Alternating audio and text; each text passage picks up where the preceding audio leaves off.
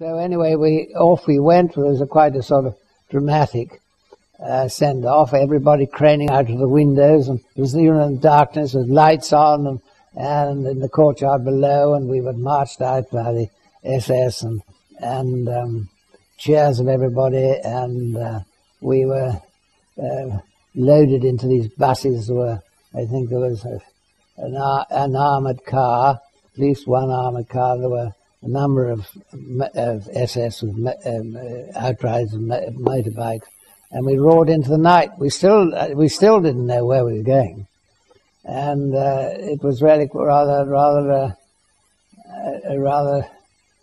an ordeal, a depressing ordeal, actually. And again, you were not very fit.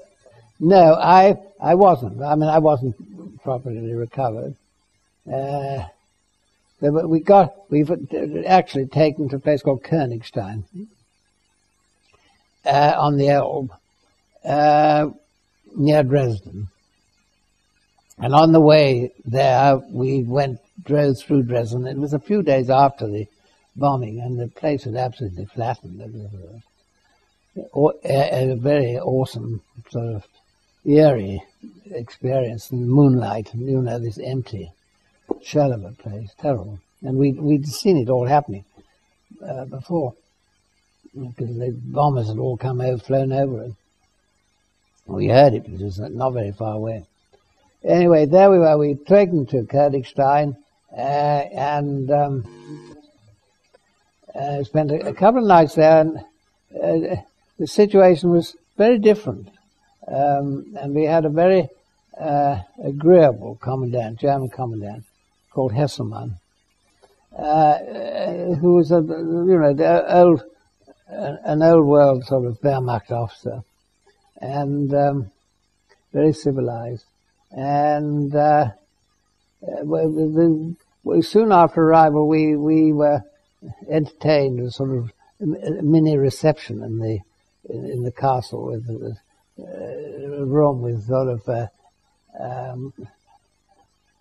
chamois heads and all that around the room, and given, I don't know, we had coffee and brandy and all that, and no doubt highly disapproved of it. We weren't meant to be fraternizing, but anyway, there it was. We were and the mood was totally different.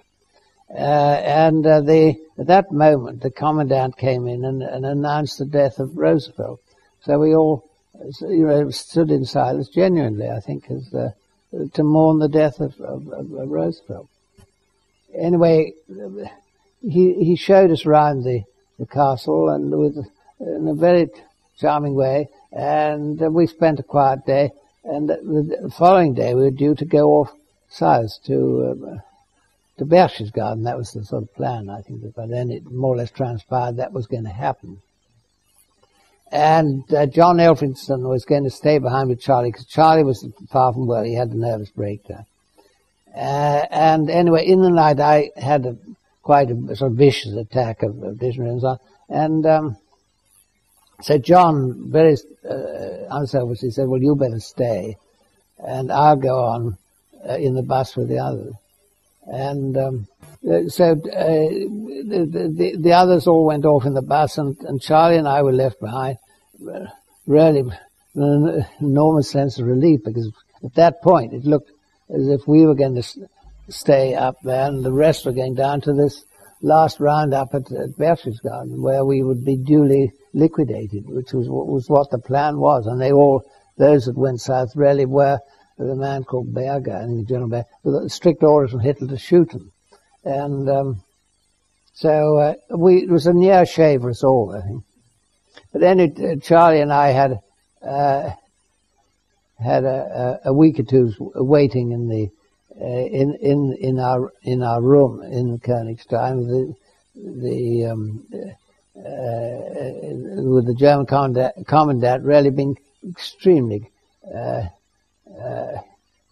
kind and helpful, and refused to carry out Himmler's orders to send us further south. And so then the Russians came and liberated us in a fairly Russian-like way. And then we had quite difficult situation there because we were trying to protect the Germans from the Russians. Our French friends, there were a lot of French generals in the camp, and they, for various reasons, they weren't particularly keen about helping Hesselmann. So Hesselmann and Frau Hesselmann and so on relied on us to protect them. And I think it was only afterwards, sadly, that in spite of all his help to us, Hesselmann was arrested for a war crime he hadn't been responsible for. One of the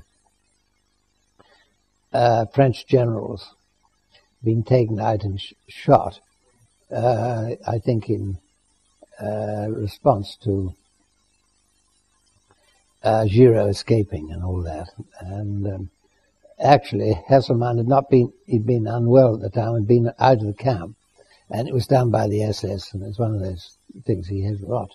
Anyway, he sadly died in Allied hands after the war, and I managed to get his name taken off the list of war criminals with the help of John Hope, who was Charlie, and in this case brother, who raised it in the Commons. I raised it in the House of Lords, and his name was taken off the list of war criminals, and his widow got a pension.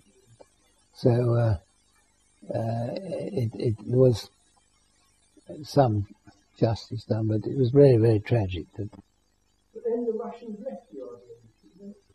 The Russians they're like gun dogs, you know. They just dropped us, thank goodness. And so we then had to wait for a couple of weeks or so until the Americans sent through a task force for us. But we were able to see the Russians, in they're fairly undisciplined lot. If you read this last book about the fall of Berlin, it's a very interesting book. It's worth reading, and just came out the other day. And the downfall of Hitler, it's called. But it paints quite a rather true picture of the Russians. But anyway, I like to think that they were behaving pretty bestially, undisciplined. They were not cruel in the way that SS people could be cruel. And after all, they had come all across, Russia to finalize the thing, and it was thanks to their efforts very largely that we won the war. I don't like to criticize the Russians. Of course, Russian prisoners had been badly treated. Terrible, yeah. And a lot of it, with orders from the top, and Hitler just carried away by his own emotions, and he always wanted to keep on the right side of the British. And on the whole, I think they're pretty fair in their treatment of us. So the Americans eventually came along and got you from Königsstein? They came to Königsstein, and Charlie and I set off in an armoured car, actually, and all the French, at least half of the French generals, were sitting up in sort of troop carriers, and being well covered in dust, poor generals, and we were taken back to Chemnitz. And the night before, there was a splendid moment when the Hesselmann handed over to me his ceremonial dagger, which I have here upstairs. And I'm rather, it's a sort of something I'm quite significant to me, and it's there, and will be there, I hope, for future generations.